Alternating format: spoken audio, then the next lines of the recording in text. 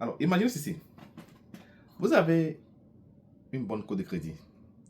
Vous avez un peu d'épargne. Alors, vous vous dites, il est peut-être temps pour moi de m'acheter une maison. Alors, vous faites quelques recherches rapides en ligne et vous trouvez la maison idéale pour vous. Satisfait et confiant, vous décidez de demander un prêt hypothécaire. Et là, surprise, on vous propose un montant bien bas que prévu. Pas à cause de vos salaires, pas à cause de votre code de crédit, ou même pas à cause de vos épargnes. Et là, vous posez la question, pourquoi suis-je approuvé pour moins que prévu? Bonjour à tous, ici votre agent immobilier local Dr Douty. Bienvenue dans ce nouvel épisode de la série Parlons Immobilier. Aujourd'hui, nous allons parler du DTI ou ratio d'endettement. Je vais expliquer comment il est calculé, comment il peut affecter votre chance d'obtenir un prêt hypothécaire et surtout comment améliorer ce ratio. Alors restez scotché jusqu'à la fin. Alors, c'est quoi le DTI? DTI veut dire Debt to Income Ratio ou simplement ratio d'endettement. C'est la portion de vos revenus mensuels qui sont utilisés pour payer vos dettes. Quand on parle de dette ici, nous parlons de quoi? Ici, on compte comme dette votre prêt immobilier, que ce soit un prêt présent ou un prêt que vous espérez obtenir dans le futur. On compte vos paiements d'auto pour votre voiture, vos prêts d'étudiants que vous êtes en train de payer, vos paiements de crédit card, ici surtout les paiements minimums, ou les prêts personnels. Cependant, quand on parle de dette dans le domaine immobilier, on ne compte pas généralement ce que vous dépensez pour faire les courses, l'essence, les factures d'électricité, d'eau, ou même vos abonnements comme Netflix et Hulu et autres. Alors, un deuxième point. Quand on parle de DTI aussi, on parle souvent de deux chiffres. Il y a le chiffre front-end et le ratio back-end. C'est quoi le ratio front-end? Le ratio front-end, c'est en fait la partie de votre salaire qui couvre le logement, c'est-à-dire le mortgage. Et comme vous savez déjà, le mortgage, c'est le principal, l'intérêt, les taxes et l'assurance, les HOA et autres. Là. Donc, c'est la partie de votre salaire qui couvre ça seulement.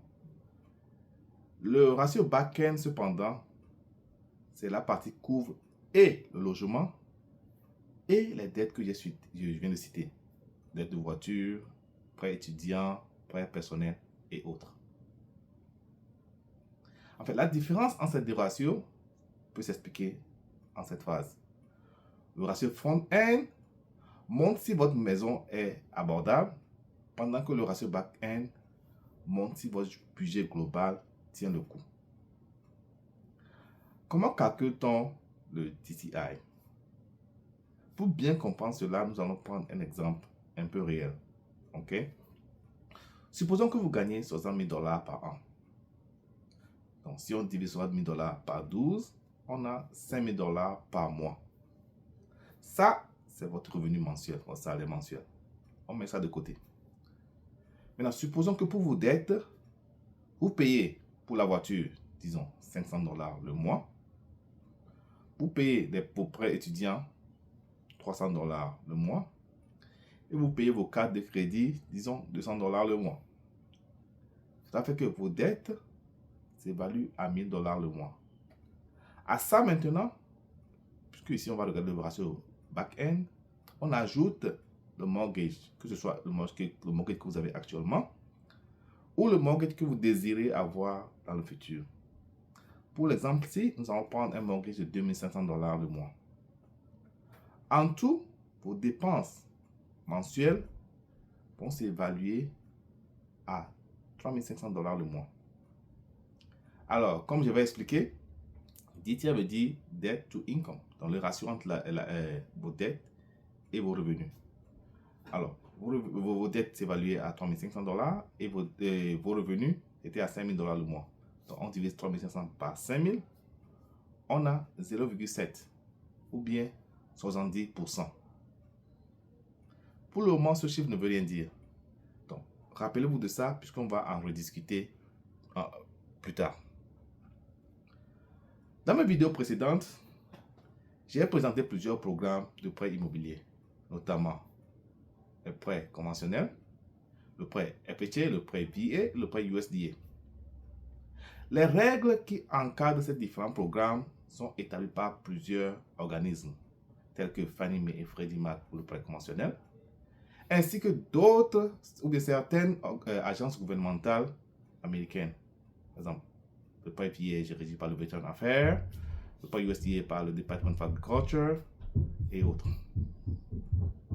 Maintenant, en ce qui concerne le DTI, les limites généralement appliquées par ces organismes pour chaque type de prêt sont les suivantes.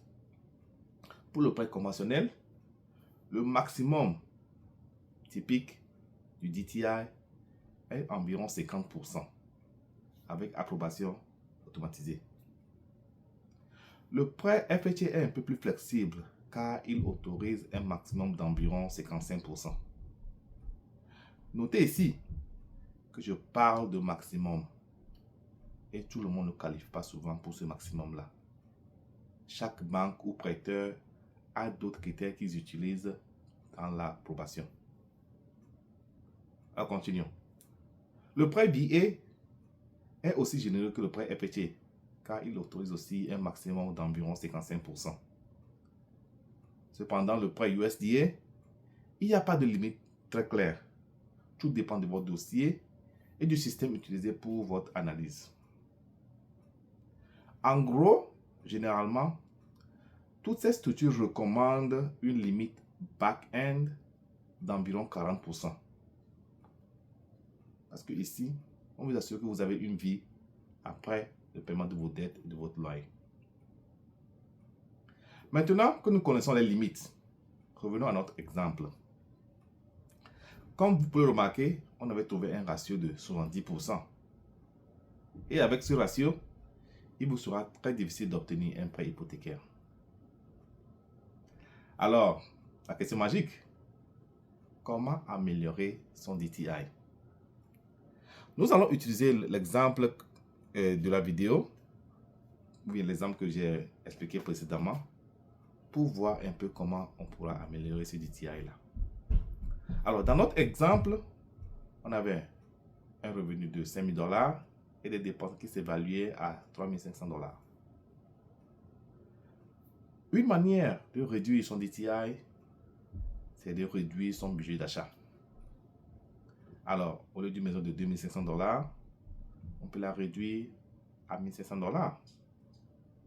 Cependant, vu les prix des maisons actuellement, cette option n'arrange pas. Une autre option, c'est de reculer un peu, pousser ton projet d'achat et rembourser les dettes. Par exemple, si on peut réduire, bien payer la dette de la voiture et réduire les dépenses là, on peut réduire nos dépenses mensuelles et ainsi réduire le DTI à un niveau qui est qualifiable. Et souvent, rembourser les dettes est le levier le plus rapide pour améliorer son DTI. Une autre option est d'augmenter ses revenus. Ici, on parle de demander une augmentation au travail, changer de poste si possible, ou ajouter une autre source de revenus, par exemple les side hustle, les freelance. Plus ton revenu augmente, plus le ratio diminue. Ou tu fais les deux à la fois. Tu augmentes tes revenus et au même moment, tu paies les dettes. Et avec ça, dans l'exemple-ci, on a un ratio de 40% qui te met dans une situation beaucoup plus agréable. Une autre option aussi est de trouver un co-signataire, quelqu'un qui va appuyer ton application avec ses revenus. En plus de tout ça là, il y a aussi des choses qu'il ne faut pas faire. Par exemple, faut éviter certaines erreurs comme financer une voiture juste avant votre projet d'achat de maison, obtenir de nouvelles cartes de crédit que vous utilisez n'importe comment, ou se porter garant pour quelqu'un qui veut faire un achat important. Tout ça va aussi affecter votre DTI. Alors, voici la réalité. Le DTI est important pour et le prêteur et vous, l'acheteur.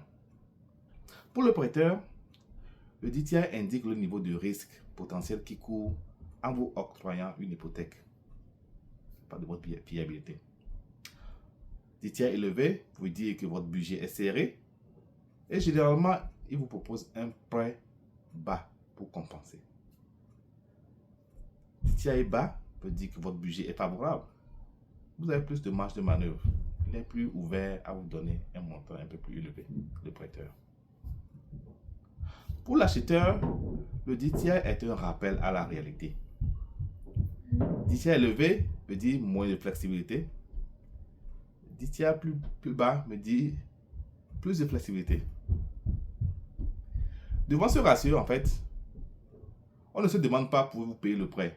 Oui, vous avez assez de marge pour payer le prêt.